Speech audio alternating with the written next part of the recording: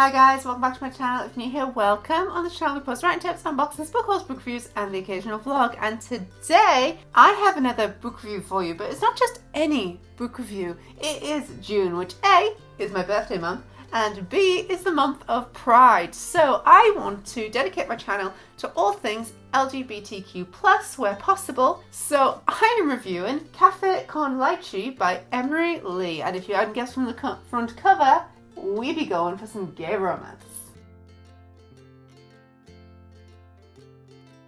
If you are new here, then don't forget, if you like what you see, just subscribe to this channel. You'll continue to support me so thank you guys so much. But I will read you guys the blurb. Theo Mori wants to escape. Leaving Vermont for college means getting away from working at his parents' Asian American cafe and not having to deal with their arch rival's hopeless son Gabby, who's lost the soccer team more games than Theo can count. Gabby Moreno is miserably stuck in the closet, forced to play soccer to hide his love for dance and iced out by Theo, the only openly gay guy at school. Gabby's only reprieve is his parents' Puerto Rican bakery and his plans to take over after graduation. But the town's new fusion cafe changes everything. Between the Morris' struggling shop and the Morenos' plan to sell their bakery in the face of the competition, both boys find their dreams in jeopardy. Then Theo has an idea. Sell photo-worthy food covertly at school to offset their losses. When he sprains his wrist and Gabby gets roped in to help, they realise they need to work together to save their parents' shops. But will the new feelings rising between them be enough to send their future plans up in smoke?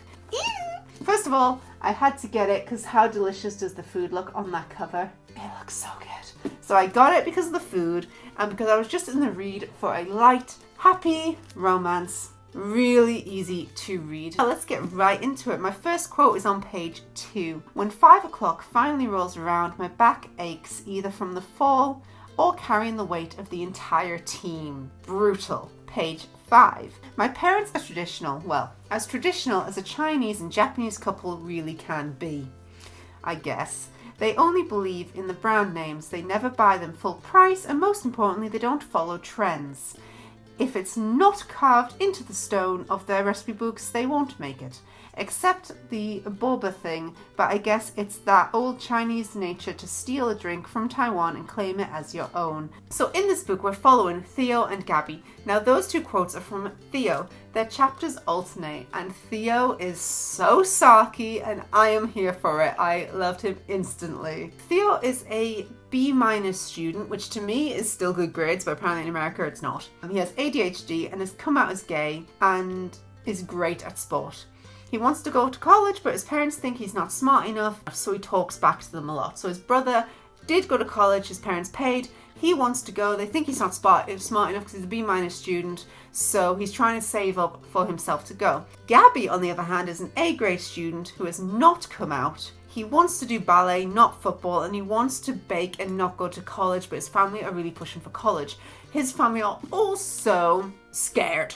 They are old-fashioned, so he's scared to come out, whereas Theo's family have been open and accepted him, and it's actually quite heartwarming, his family, compared to Gabby's, who, though his family loves him dearly, it's really like opposite. So Theo's family have been really open and love him and are really supportive about him being gay. Gabby's family are not and don't know about him being gay. Gabby's family come across as really loving and want to be with their son, whereas Theo's family is very traditional, and it's kind of like tough love is how it comes across, even though they really love him dearly. So it's quite fun having those opposites. On page 50, Monday's the day I became firmly convinced that I died and went to hell. First, there's school, which frankly is pretty much a perpetual hellscape by design. Again, just a Theo comment there. Page 98. How can I ever feel comfortable being me when I'm the thing my parents hate? This is my first quote from Gabby, and this is like what I was saying, how Gabby's parents do not accept. So ouch, life hits you really hard in the feels. Page 100. I told him to take the day off, I say, child labour laws. My mum stares back at me for a beat too long. Those laws don't apply because you don't get paid.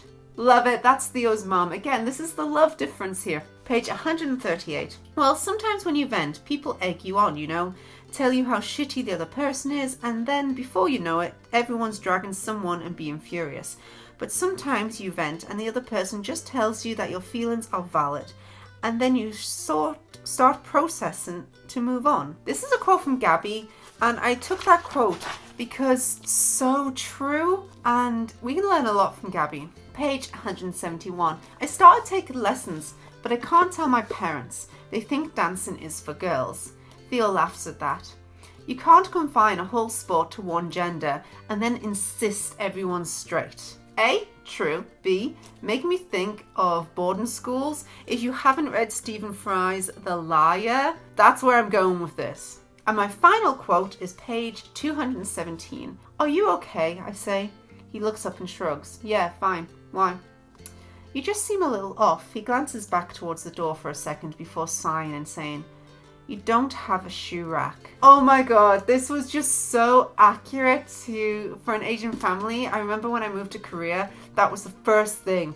You take your shoes off and you do not forget that rule. Wow. And it was just so sweet. So overall, I found this book really wholesome. I read this book in 4 days, so it was very, very easy to read. It is very light, easy read. It dealt with various LGBTQ+ issues. It dealt with mental health, racism, all sorts. It felt very inclusive and wholesome. We watch our two protagonists who are opposites to each other navigate high school, and obviously it's a romance, it's enemies to lovers. It was really sweet. I would recommend. Also, this is going to sound strange, but this book is really oddly nice to hold. I don't know how to explain it. The weight and feel of the pages just... I gave it to Matt and said the same thing. I was like, seriously, there's something nice, and I don't know what they did, but it just feels like the perfect weight, the perfect pages. Just this publisher, who published it? Harper and Collins. Harper and Collins, what did you do to this book? It feels really nice. But overall, I would give this book 8 out of 10 stars or 4 out of 5 stars. It's not quite a 10 out of 10. Just something felt like it wasn't quite there for me, but I really did love it. Very good read, and I would highly recommend it. And thank you guys so much for watching. I hope you enjoyed what you see. If you like this video, don't forget to subscribe to this channel. If you like to see the soon as I upload, click that little bell down below. You can also follow me on Instagram, Facebook, and Tumblr. I post my bookish pictures, as well as some writing tips and unboxings on there. And thanks for watching, guys. Bye!